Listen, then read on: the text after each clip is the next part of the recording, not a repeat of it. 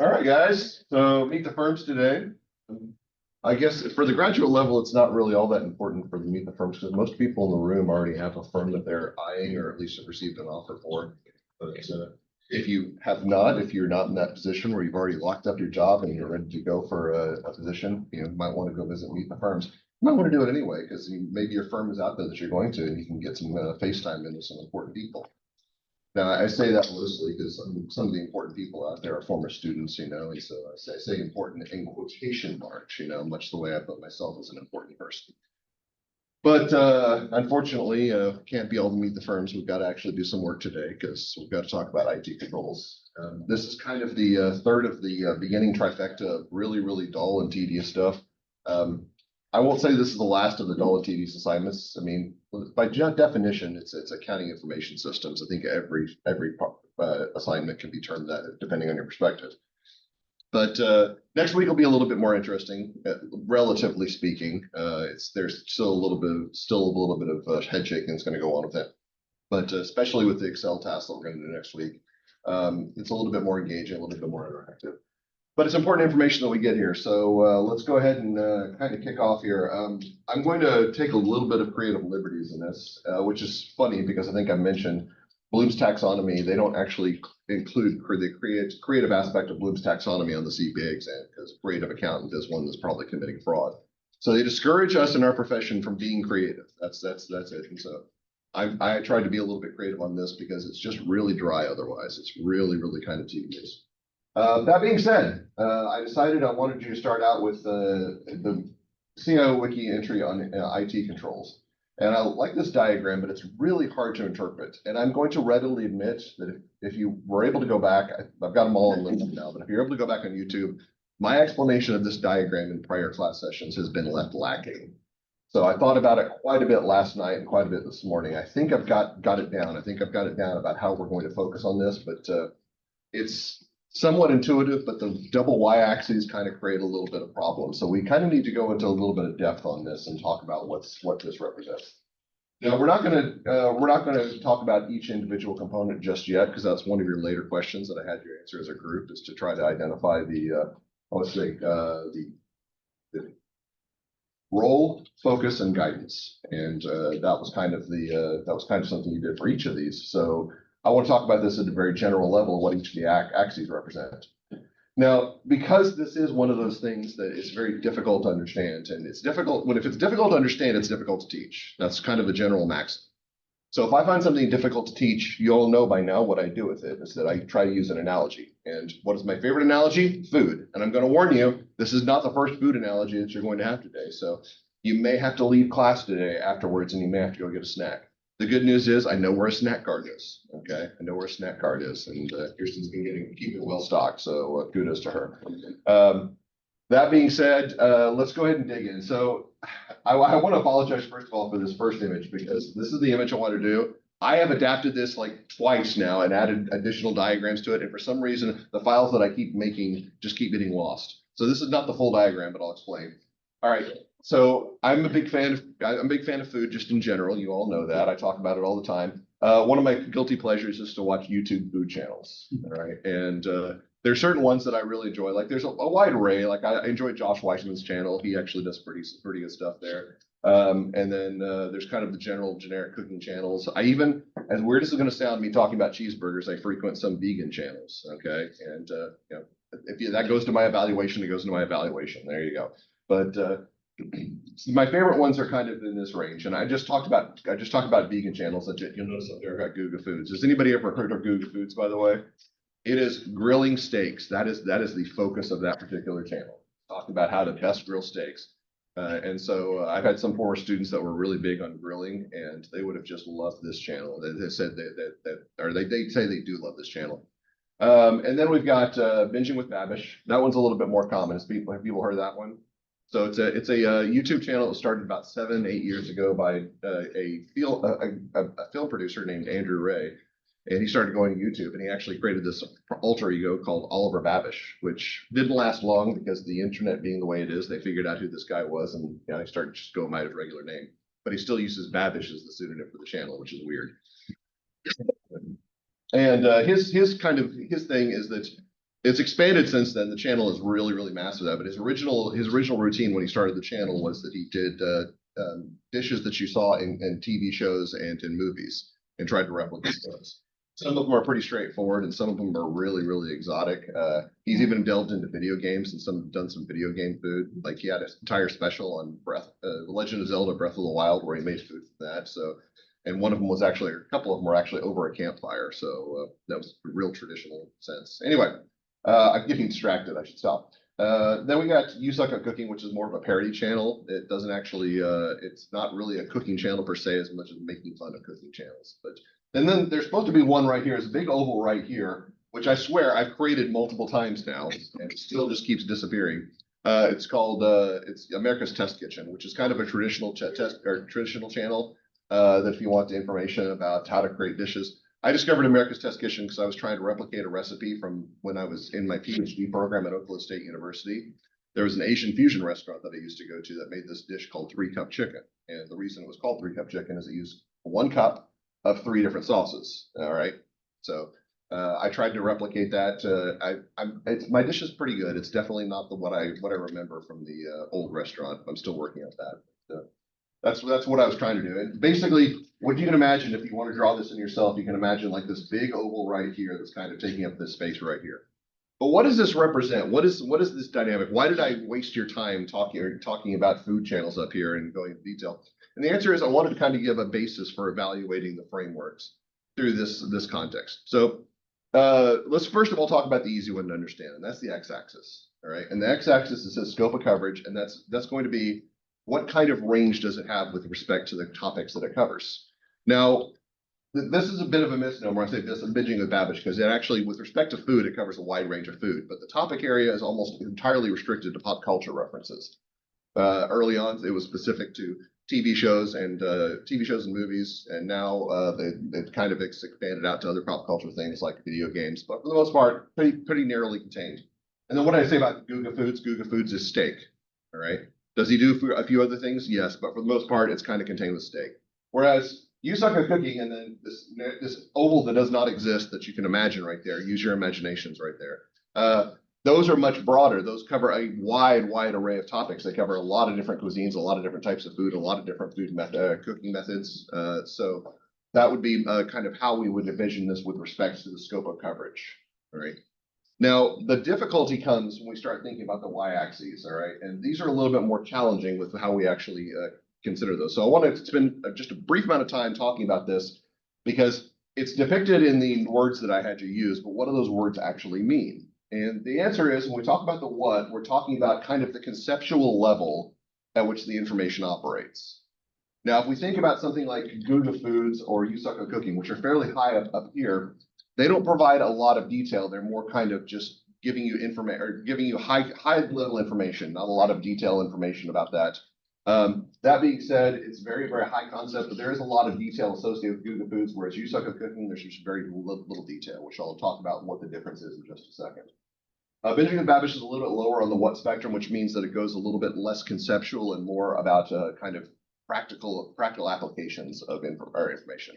There's not a lot of practical applications of information with respect to Guga Foods, but this is a little bit more practice. And America's Test Kitchen is entirely built on the idea that you're going to replicate these recipes in your own kitchen. It's not just a guilty pleasure. It's like, okay, we expect you to actually utilize this in practice. So it's very practically oriented as opposed to be conceptually oriented. Then we got the how one, which you may say these are the same axes, but how you'll see that it kind of they don't really explain it well by saying, well, the arrow is in the different direction, but what does that mean?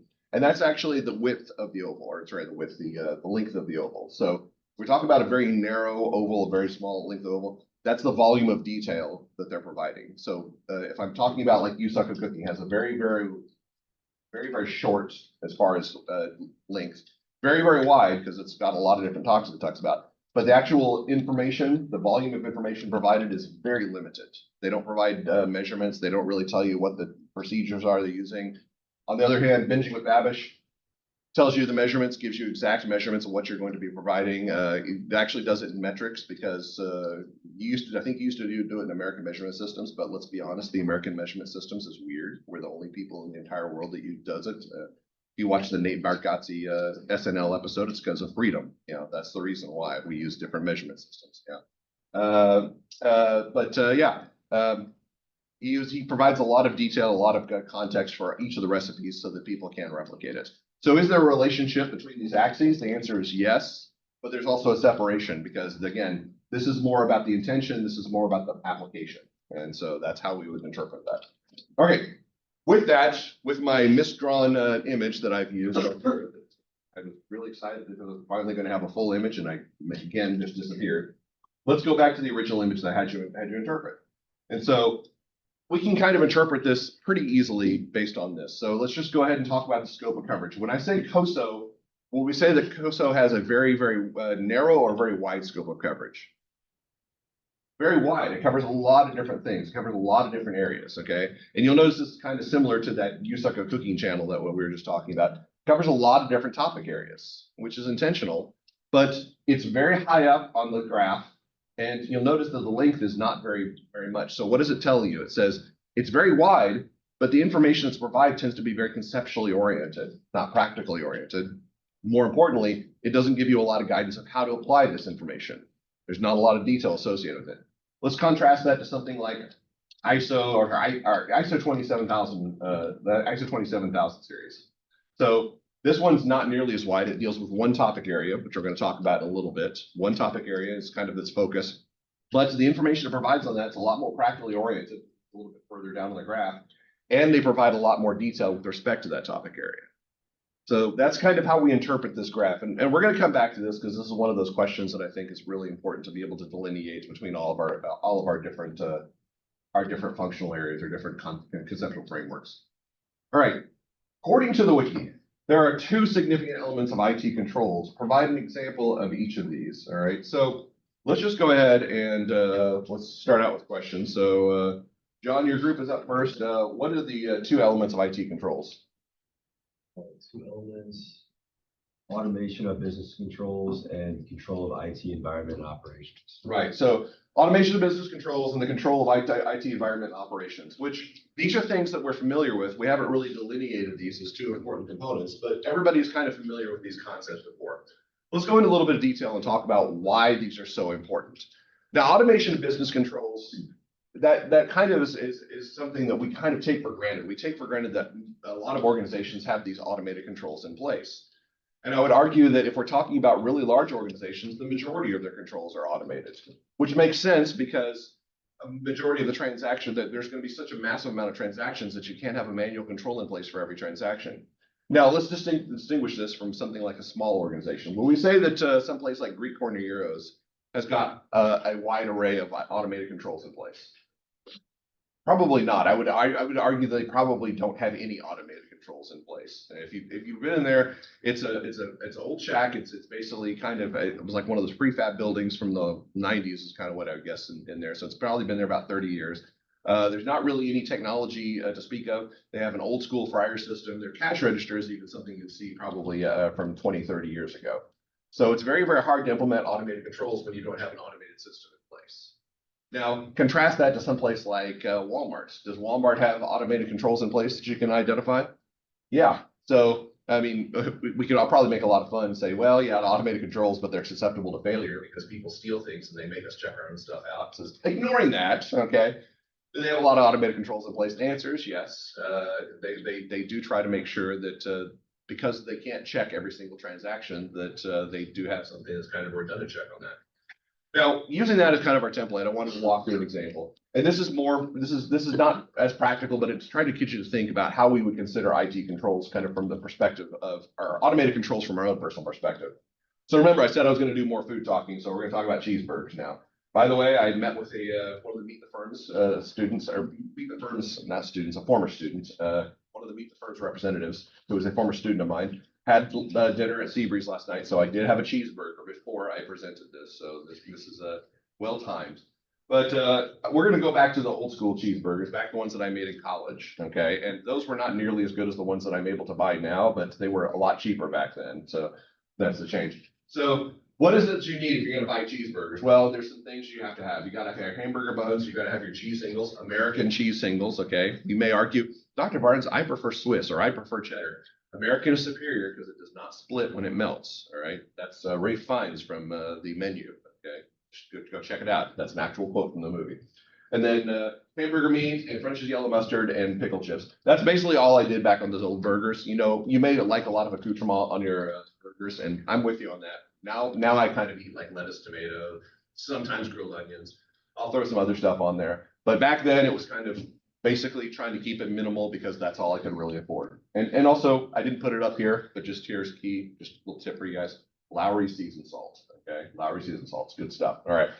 So I saw some nods when I said that, which means good. So we got a lot of good tone in the room. So hamburger buns, they're always an 8 count, which is funny because it's like if you compare that to like when you buy stuff like buy burgers, like buy these frozen patties of burgers, and it would never be divisible by 8. Okay, it'd be like a pack of 10 or a pack of 20. But yeah, they do that intentionally. It really ticks me off. But then we're gonna do craft cheese singles. Hamburger meat. So hamburger meat's a little bit different. Back in the day, I used to buy the frozen patties like in the big packs.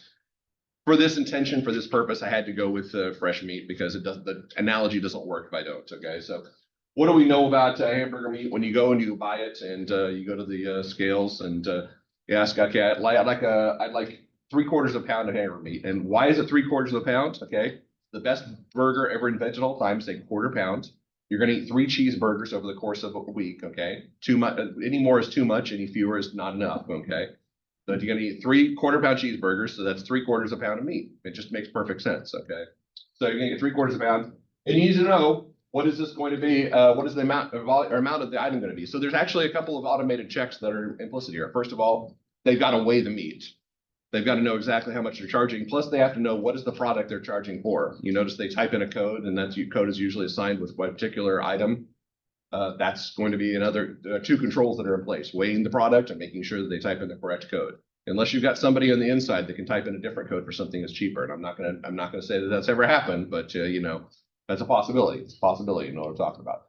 If you need that cheeseburger or need those cheeseburgers, but you don't have a lot of money in your wallet, you know, you could go to the cheeseburger black market. So then we got the mustard. Then we got dill pickle chips. And you'll notice here that I've got $0. Has anybody ever gone to the store and you've tried to check something out and scan it and it didn't register? Okay. Obviously, that's because the items are free, right? Obviously, it's the case. Yeah, like say, yeah, it's not in the system, so it must be free because you don't charge for it. Unfortunately, it's not the way it works. That's not the way it works.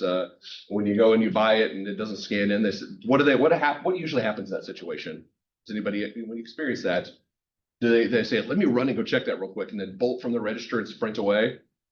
I mean, if they do, that's a failure of controls because they're leaving the register unattended, and you could just like say, "No, free money," you know. Not that you would do that, obviously. You're all very ethical people, but they should actually call somebody to do it. If that's the case, then that would be the proper method. But usually they do something. They say something like, "Do you know how much this was?" Has that statement ever been asked to you in that situation? All right. So in this situation, I say, "Oh yeah, absolutely. It was like 50. Yeah, it's not how much. The pickle chips are actually $4.79. I know that, but $4.79. They ask you how much it was. Now, if you give a reasonable response, I'll say it's like $4.50. That 29 cents is not going to make a material difference. They're going to say that's close enough. That's what I'm going to charge for it. But they want to actually have you enter there. And the assumption is that you're going to enter something that's at least reasonably close. But that's going to be another check. If something scans is not picked up, then they have the ability to manually enter a number. And the assumption is they're going to use good judgment and enter a number that's pretty reasonable. Now, again, this is susceptible to human error, human foibles, but there's that concern as well. All right, let's talk about some more ones that are more relevant. So you all are graduate students, an older crowd in this room. You may have imbibed in an alcoholic beverage at one point in your life or not. If you haven't, that's fine, okay? Then, yeah, that's fine. If you have, that's fine too. Don't overdo it. This is a lesson that I'm telling you as an older gentleman who may have done that once or twice. All right. But I don't really drink anymore. Especially I don't drink a lot of beer anymore. I kind of gravitated towards hard seltzers if I do drink, and I don't know what that is. That seems like a really Gen Z thing to do. But I guess we know where my mind is. But if I do drink a beer, let's be honest, the stuff that they make in St. Louis isn't beer; it's water with food coloring. Okay, yeah. Right. So it's like, I'm a Budweiser fan, Dr. Barnes. How dare you? Okay, go ahead and put in my evaluations. You are free to make that argument. But yeah, the real stuff is made in Texas. So we're talking about Shinerbach. Okay, if I am going to buy a beer, I'm going to imbibe in a Shinerbach. And so The thing about that is that when you buy that, they check and they have to make sure that you're of legal age to obtain that.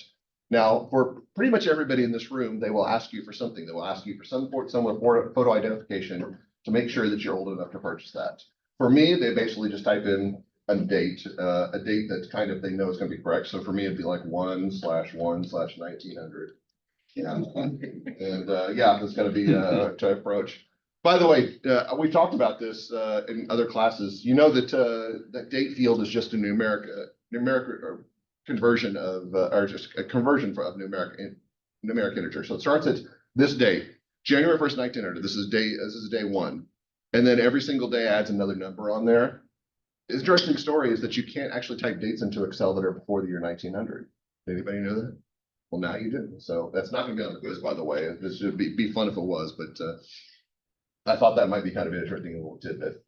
And then, so yeah, you've got to actually have an authorization there because we don't want people who are not old enough to be imbibing, because trust me when I say, I may have done this once or twice as well.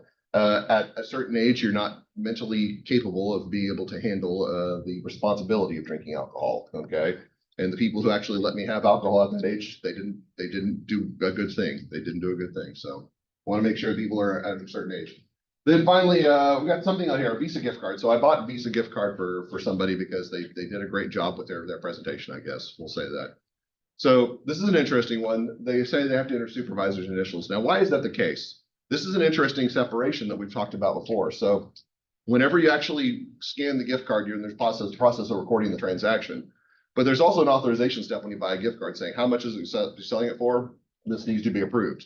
So there has to be two separate individuals in charge of that because segregation of duties. The authorization step is separate from the recording function. Why would that need to be the case? Imagine that you're the cashier and you're just kind of like saying, you know what? I don't have enough money for cheeseburgers this week. So what I'm going to do is I'm going to scan this gift card, then cancel the transaction. Oh, I can't receive any money for it, but now I've got an authorized gift card that I can use to buy whatever I wanted to buy. So that's a little bit of a problem, but they actually identify that problem and they say, okay, if there's going to be a sale of a gift card, there has to be two separate parties. They're going to be involved in that. The person who's at the register, the recording function, and then the person who authorizes the gift card for sale, which is going to be that authorization function. So interesting step there. We'll go ahead and put that 1, 2, 3. And then finally, you close out. And if you're at Walmart, that's you're done. You just kind of leave the building, and hopefully the red light doesn't go off saying that you forgot to scan something because you are the person checking out the register, not somebody else. But if you're at Hy-Vee, then they say, do you have a rewards card? Okay, do you have a rewards card? And that may seem like a narrow thing, but what they say is that if you have the rewards card, I don't know why I'm struggling with that term. If you have the rewards card, then you get benefits out of it. You get some benefits out of it. But really what they're saying is we want to track your activity so we can send ads to you for stuff that you would buy from us so we can sell you more stuff. So it's kind of a double-edged sword, but they actually have that control in there to make sure that is something that they routinely have. In fact, they've even got it now because Hy-Vee, like 2 years ago, I was saying the reason I buy at Hy-Vee is because they don't have those self-checkout lanes. And now if you've gone to Hy-Vee, it's almost all self-checkout lanes, which really, really frustrates me, really irritates me. I guess I'm gonna have to start shopping at Aldi now, but I don't know. Is Aldi has self-checkout lanes now too, don't they? Because eventually, it's gonna be. We're gonna have to restock the shelves. We're gonna have to do the paperwork. It's just the entire organization is gonna be run by us. But even if you go to Hy-Vee, when you scan your first item, this is, have you scanned your rewards card? They have a control for that, an automated control for that. So there's that. Anyway, I don't know why I'm typing these in here. I should be typing in over here. Sorry, my apologies. Let's try this again. Authorization. I set this up for a reason. 1/1/1900. Okay, good. Okay, 1, 2, 3. All right. Anyway, so again, silly examples, but these are all examples of automated controls that we are familiar with, and they serve a particular purpose. And that's we can't really do this manually because we would forget eventually, or we would just stop caring at some point. So there's a reason why we have these automated controls in place. Now, the other part was control the IT environment operations, which support the IT application and infrastructure. And this is kind of a fairly intuitive one, but it's not one we've discussed in a while, mostly because we've been gone for a summer. So let's talk about this. So we have this thing called the COSO framework. And I know we haven't talked about the individual components, but I'm sure you all remember because you've taken multiple courses on the COSO framework. And back in 417, I said, The most important part of the COSO framework is that first component. And what's the name of that first component? Control environment. Control environment was basically saying the tone at the top, how seriously and effectively people take controls. And this is what's reflected in this statement right here. So we're saying the control of the IT environment, the control of the IT environment. It's basically saying the control environment related to IT controls. Now, this seems like it would be part of the overall control environment, and that's a true statement. It is part of the IT or the control environment, but IT controls are going to be their own separate entity. And this is something that we're starting to see more and more as time goes by, simply because the difference, the distinction between traditional controls and IT controls is becoming more pronounced. At some point, we're going to see where IT controls are going to be far more prevalent. They're going to be far more relevant to most organizations, and traditional controls are going to be kind of the minority. But as we start moving towards a system where we're going to start to see more integration of this, then we're probably going to see a greater focus on IT controls. But for the time being, these are kind of a subset of the overall control environment. All right, moving forward. What are the two primary categories of IT controls? All right, who's up next? Dylan, I'm sorry, that's group 2. Yeah, Dylan, what's your group say? The two primary categories of IT controls. Yes, question 3.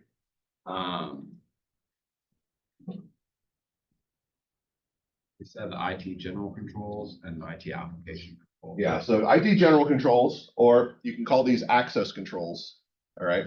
And then IT application controls. Now, we have discussed this before. We didn't discuss it in 417, but you probably discussed it in your 367 class, whether that be with me or whether you were with Professor Amos at the time. Regardless, these are fairly intuitive as far as their focus, because there's two primary components when we talk about who interacts or what the interactions are in an IT system. There's the individual who's interacting with the system, the people themselves, the employees, and then there's going to be the system itself. And the distinction, the reason I make that distinction is because the distinction is relevant to what we determine as whether it's going to be an general/access control or an application control. General or access controls relates to what the employee or the individual can do, whereas application controls are more about what the system does. So let's just think about a very, very simple example, a very simple analogy. All right. What would be a very, very easy IT access control or IT general control to identify with respect to what you all did when you first walked in the room today? Yeah, sat down and you logged in your computers. You had to type in a password. You typed in your email address and your password. That is actually determining whether or not you have the right to access the machine that you were sitting in front of. Now, logically speaking, you should be able to access any machine in this room, but because you're on the Truman Network, you have to have access to Truman State. It's defining that access control. It's defining that access. Now, what about an application control? How is that going to be? That is going to be kind of what the computer is doing after you log in. It's going to track your activity. And by the way, if you didn't know that Truman locks your activity, you might want to notice that, okay? So if you're spending time on social media writing terrible things about Truman, they know, okay? They know what's going on. But obviously, we're talking about more things than just something like that. They're not going to track your social media activity as closely, but they do want to make sure that they track what you're going to be doing with respect to specific areas of the system. They want to know what Brightspace's pages you're accessing when you're accessing them. In fact, I can tell when people have gone to Brightspace because it actually says there's a column in my feed that says this person last accessed Brightspace on this date. That would be an application control that tracks your activity. Same thing, I know who has registered for, who has signed up for Alteryx already, because I can see that the people who have signed up for Alteryx have their usernames put in. Everybody who's not, they've still got their email addresses listed as their username. That's another form of an application control. It's tracking the work that you're doing and make sure that this can actually be utilized for information in the future. And this is interesting because this is going to relate to something we're going to talk about here in just a second, albeit not in totally, it's not going to envelop everything, but it's going to be an aspect of what we're going to be talking about here shortly. All right, moving on to question 5. Technology has significantly impacted the control process. That's a factual statement, all right? We can generally conclude technology information systems are consideration controls. Controls are not exhaustive to these areas. Briefly, I explain how controls would differ in a high technology environment versus a low technology environment. So we've got two scenarios. We've got the Walmart scenario, high technology, versus the Greek Corner Euro scenario, low technology. What does technology look like? What are the differences between those two environments? So for high technology, Jason, what did your group say? We said overall there will be more controls in high technology environment and especially more that are automated. Yes. Very good. So we can kind of make the argument that in a high technology environment that they're going to be very, very heavily focused on automated controls, simply because technology and automation kind of go hand in hand. Now, how does that differ from a low technology environment? Lotus, what'd your group say?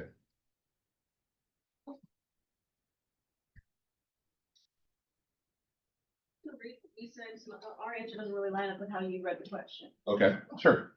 Effective IT controls maintain data integrity and manage access into information. As more technology gets put into the environment, more complex the environment gets, protecting data integrity and managing the IT system fluently becomes very important, at which we still effectively see data is impacted. Okay, so I'd say that aligns pretty closely with what Jason said, and it makes sense because it's just a counterpoint. It's like, if we're talking about high technology environments, we got more technologically oriented controls, more automated systems in place, more IT control focus.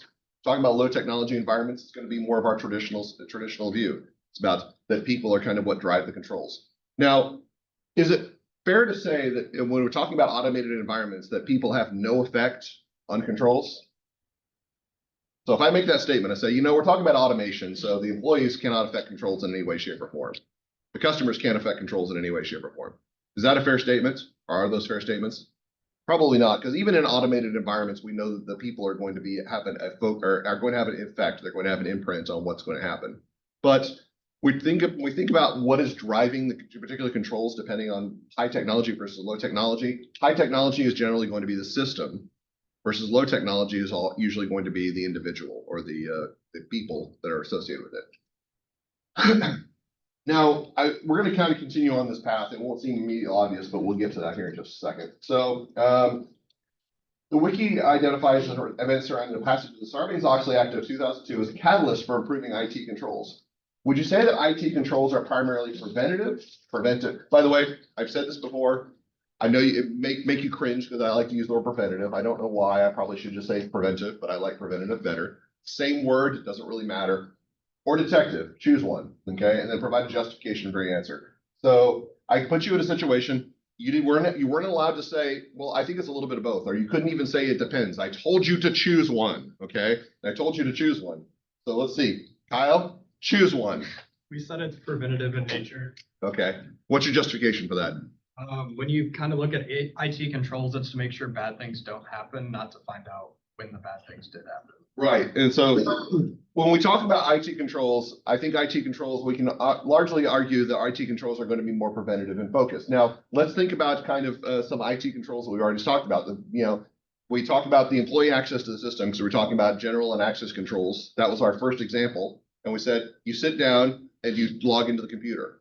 That is a pure shining example of preventive control right there. Because if you can't log in the machine, you can't do anything that's not allowed on the machine. So a very easy preventive control. That being said, are they entirely preventive controls? No. In fact, I would say that there's an interesting distinction, interesting delineation when we think about general access controls versus application controls. The general access controls tend to be a little bit more distinct as being preventative in nature, whereas the application controls tend to be more detective in nature. And what was my example of the access controls, the application controls? I said, when you log into Brightspace, it records your activity on Brightspace. Why would it do that? Is it trying to prevent you from accessing Brightspace? No, it's trying to say if something goes wrong, if there's an issue that occurs, that it can actually tell what happened and how did your activity relate to that issue. So there are going to be access of both, but I will say for IT controls, our focus is mostly going to be preventative. Now, if you're wondering what is the difference and why is it important to me, I want to actually share this with you. This was something that was on Facebook a few years ago. All right. So I guess I didn't bring it up. So hold on. Where is it? Oh, there we go. This is an actual statement I made. Okay. So if I were a ruler of my own country, what would be the first law I introduced? All citizens must know the difference between preventative and detective controls. Guess what? You're living in my country. It's called advanced IIS. So you're going to have to know this. All right. And I know that many of you are going to say, I'm not an auditor, Dr. Barnes. I don't have to worry about controls. Every single one of you has to worry about controls. It's going to be in every aspect. It's going to permeate your existence. So especially, I'm looking forward to those of you who are going tax track and going into careers in tax, and you're going to come back from Meet the Firms at some point. You're going to be saying, Dr. Barnes, I had to deal with controls. And I'm going to say preventative or detective. And then you're gonna be very, very, you're not gonna answer me because you're gonna be so upset that that was my first response, okay? But you're gonna have to admit that I was right, all right? Remember that, okay? Remember that, Mr. Tax is awesome, all right? IT governance is identified as the highest class of controls, the most narrow in scope in the hierarchy of controls. What are the two lower classes of controls and how do their objectives differ in that governance? Okay, so this is a item in the diagram. I probably should have brought it up. In fact, let me go ahead and bring up the CIO wiki because I think this diagram is really important. This is me not being prepared for things. But fortunately, it worked out really well because it came up very easy. Okay, so this diagram right here. So the question is what are the two lower classes of controls? I'm going to give you a pretty easy question here, Maddie. What do you think? Management and technical. Management and technical, okay. And so the question was, in that regard, how do their objectives differ from that of governance? So in other words, how does the objectives of people who are in the management level and the people who kind of lower management level, not executive level, obviously, and the people who are kind of operating the company, how do their objectives with respect to controls differ from that of the people who are running the strategy from the organization? Well, the governance controls are the most general, even though they're the highest. But the management gets a little bit more specific and the technical is even more specific than management. And we said that governance provides general guidance while management and technical controls directly impact the working environment. Good. And this is kind of a theme that we can see in pretty much any inner workings of any organization. If we think about what are the concerns that we have with respect to controls in this classroom, are those going to be the same concerns that somebody like President Thomas or Provost Friedman have with respect to Truman State? They have definitely controls concerns, but are they concerned about whether or not we in this room can actually log into our computers? You know, if I actually emailed, I'm actually on a committee with President Thomas and Provost Friedman. If I went to that committee and I said, yeah, my students are having trouble logging into the machines, they would probably look at me and say, why are you telling me this? So the focus is definitely going to be different because the characteristics of the operations are going to be different. That's true in organization. With the governance controls, those are mostly going to be at organizational levels, very, very high conceptual level controls. And they're going to be about what is the strategy of organization as a whole. When we start talking about management, it's going to be a lot more diverse. It's going to go trickle down. We can say that probably Dr. Barnes is going to be the one who's going to have the focus on management controls. And the technical controls, the ones who are the operators, that's you guys. All right. You all have to understand what technical orientation you have with respect to the machines. And that's true for an organization as well. You're going to be knowing what controls are responsible for your individual areas. That's a little bit of a misnomer because I'm putting you guys in the role of employees, but to be honest, your roles don't differ that much within an organization. Every single person in this room would have different responsibilities and roles with respect to that. Now, I guess there's some argument to that because you're enrolled in different classes. Some of you are GTRAs, some of you are athletes. So you do have different roles and responsibilities in that regard. But the question is, how much does that affect controls? A little bit of a stretch in that regard. But that's my analogy. I'm sticking to it. Okay. Moving on to the fun part. Referring back to question one. Refer to the section of the wiki below the image that summarizes each of the frameworks. Based on the summaries, briefly evaluate each framework individually on the same three characteristics: role, focus, and guidance. All right. So just for context, let's go back to this diagram here. Oops. Yeah, sorry. I had this diagram right here. So role is going to be kind of this y-axis here. It's going to be how high in the graph does it appear. Focus is going to be the x-axis, where it's going to say how broad or narrow are we dealing with the topic area. And then guidance is going to be how here, and that's going to be the volume of guidance provided. Is it going to be minimal or is it going to be broad volume guidance or wide or detailed guidance? Sorry, I guess I should say. So let's just go ahead and go group by group and have you guys see what you came up with. And some of these are a little bit more intuitive than others, but I said I'll just go ahead and leave it up here. It's a wiki diagram. All right. Group 7 is Olivia. So Olivia, we're going to start with COVID. What would you say the role of COVID is? So the role was The y-axis on the left. it's more like high level. Yeah, high level is very easy to explain it. What about the focus? So I want to ask you, this is an intersection. In the book, or not the book, in the wiki, it actually says that it's narrow focus. Yeah. Do you and your group agree with that statement? Not exactly. we kind of didn't want to include the word narrow when Yeah. we saw that it was there, but we were thinking that it's like narrow and that it's like more of the what, Yeah. I guess, than the how. There's an argument there, but the scope of coverage, it's the widest in scope with respect to outside of COSO. So the only reason that you could say that it's narrow is it specifically focuses on IT controls. It doesn't go beyond the scope of IT controls, whereas we are gonna look at another framework that does. But I think narrow is kind of a disservice because it's still pretty broad in context to the other ones. What about guidance? How much guidance does COVID provide? Not much. How much? Very limited. Very good. All right. Going back to group one, John, you've got COSO. You remember COSO? Yeah. Good. All right. Are you excited about COSO? Sure. All right. Fantastic. What's the role? We said high level. Yeah, it's the very high level there. What about the focus? Very broad. Very broad. So it goes beyond just IT controls. It covers all controls, which is why it goes beyond the expansion of this graph, because it's not just limited to IT controls in that area. And then what about the guidance provided by COSO? Very limited. Yeah. Yeah, it's very limited. It doesn't really cover, it's like, it's just very minimal guidance as part of it, which makes you wonder why I spend so much time teaching about it, you know? But it is conceptually important, so that's why we have to cover it. ITIL, moving on. My phone keeps shutting down. All right, hold on. Dylan, back to you. ITIL, what's the role here?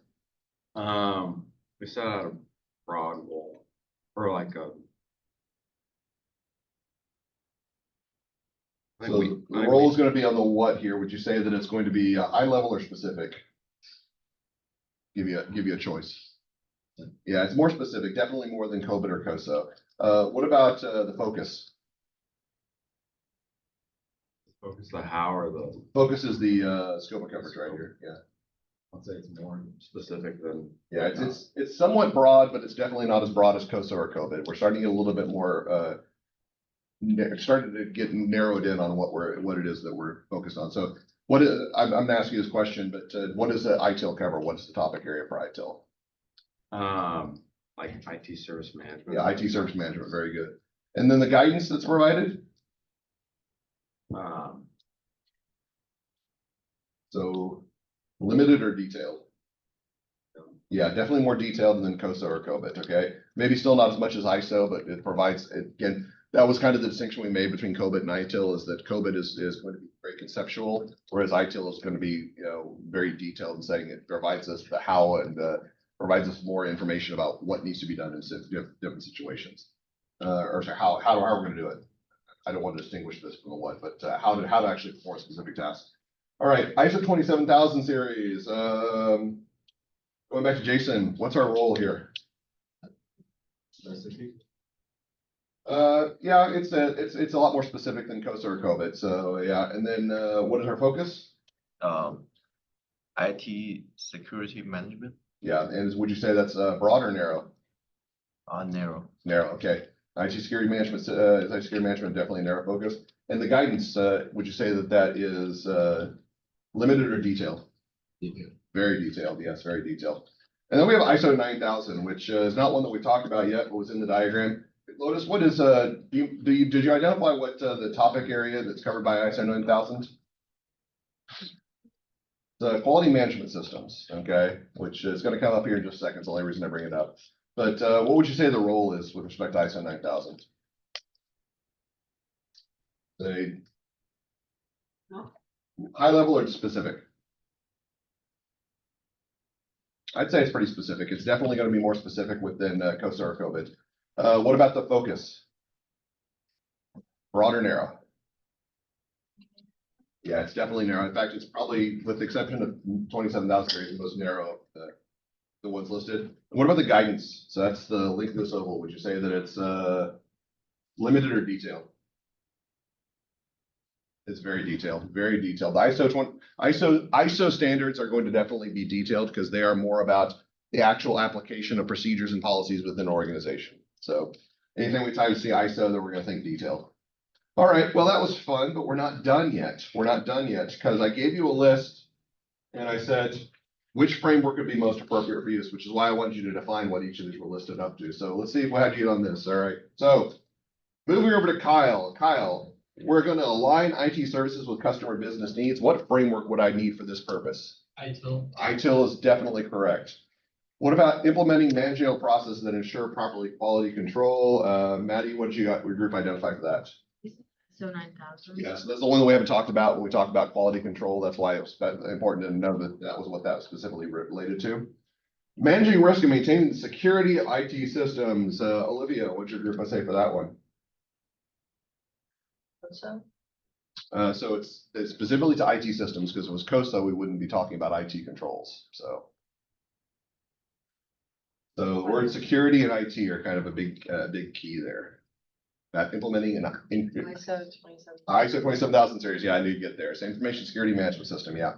All right, establishing and maintaining effective organizational controls. This kind of seems unfair, but John, I'm back to you, and it was what you just talked about. COSA, yeah, I knew you liked COSA. All right, wait a minute, if the answer to that hadn't been COSA, would you have still said COSA?